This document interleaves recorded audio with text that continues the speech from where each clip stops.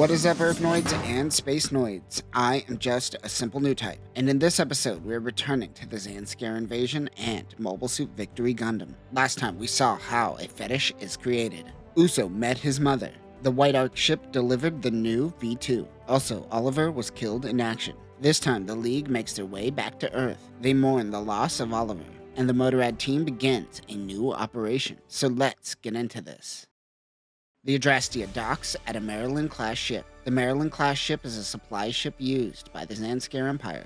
It has a docking bay and resembles the Levian Rose-class ship. It is unknown if there are any weapons. I'm not sure if I mentioned this, but Chronicle views Arbeo as a mentor. He suggests that they use an unconventional mobile armor, which is piloted by Broho. Bro even has Bro in his name. Broho launches in the Dalgore. The ZM-A31S Dalgore, or Dalgore, is designed to mimic a dragon. What makes this unit special is the tail rad segments. Segments of the mobile armor can break off and rearrange depending on tactical needs. This operates in space as well as underwater without losing mobility. It is equipped with a beam gun on each wrist, chest missile launchers, 10 beam cannons, a tail beam gun, and cloud mines. Katagina wants to launch and observe the mobile armor. Back with the League, Uso, Odello, and Thomas are running training exercises led by a very angry Marbe.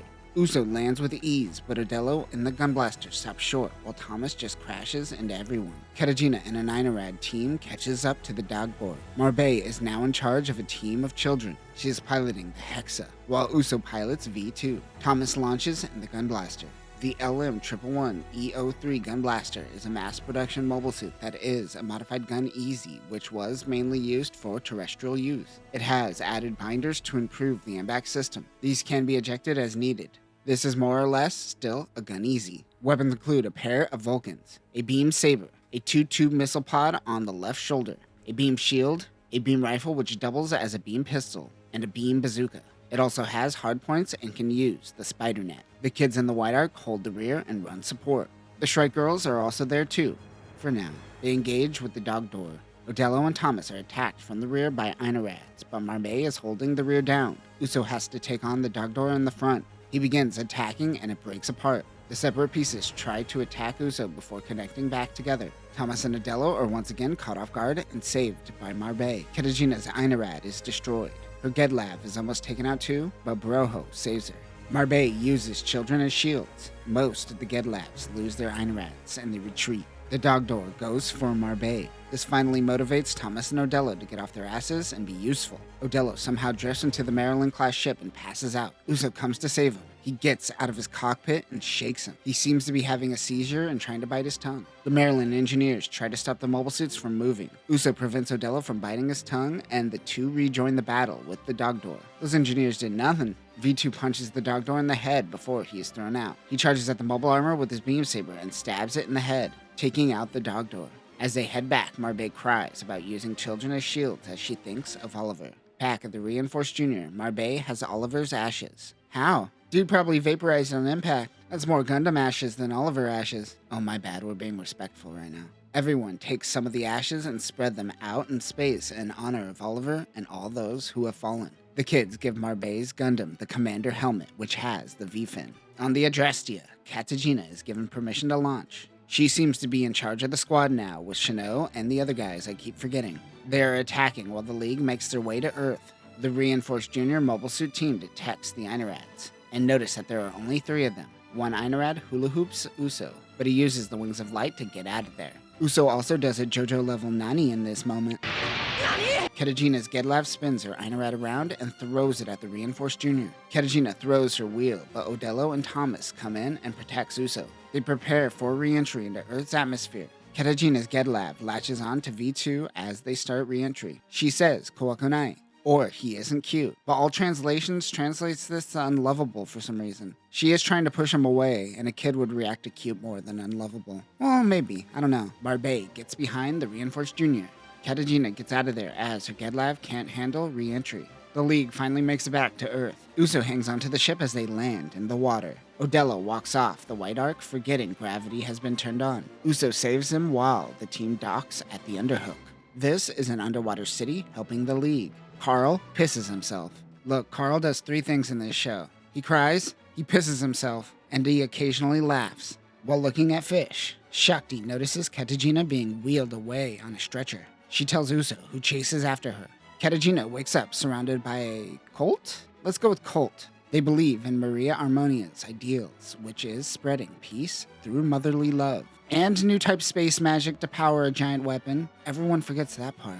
Uso and Shakti break into the temple? Lair. I'm gonna go with lair. They say now that you have entered, you must embrace our cult. Uso calls out for Katajina. She reveals herself and says, "Don't look at me. That girl right there is Maria's daughter." The cult grabs Shakti and takes her away. The Motorrad squad begins attacking Underhook. Lupe Chanot is piloting an orange Dalgore and distracts the Reinforced Jr. Yeah, underwater cities seem a little fragile, don't you think? Uso tries to catch up to Shakti but is swept away by the water. He finds himself back to his Gundam. The Dalgore shoots a net and captures Odello and Thomas. They use their beam saber at low power to cut through the net. They can't fire their beam rifle. Uso then proceeds to fire his beam rifle underwater. Do your words mean nothing, anime? We know that one-year war-era beam tech dissipates underwater, but can be used at 20%. I wonder what it is during this era. While fighting, Uso notices Shakti and a sub getting away. Chanot chases him out of the water where his beam tech works at 100%. The Dalgore breaks off its tail and hula hoops Uso. It phases Uso only for a second before getting the upper hand on Chanot. She retreats. The tub makes it to the Adrestia and then dives underwater fleeing. Shakti asks Uncle Chronicle, "Hey man, you want to stop this fighting?" He goes, "Nah." Uso and the League are out searching for Shakti. He has Hado docked behind him now. Odello is underwater struggling to stop himself from pooping as his normal suit diaper is full. Why do I feel like the mission only started 2 minutes ago, but this is already a problem for him? Get your bowels or bladder together, dude. He spots Einarads and uses an underwater cable to contact the White Ark. Old Lady Esther meets up with the other Old League guys and informs them that they are consolidating their forces back on Earth, and the Fetties are planning on helping them out finally. The strike team launches after the Motorrad team. Odello is the first one on the scene when he is instantly spotted by a Zollidia.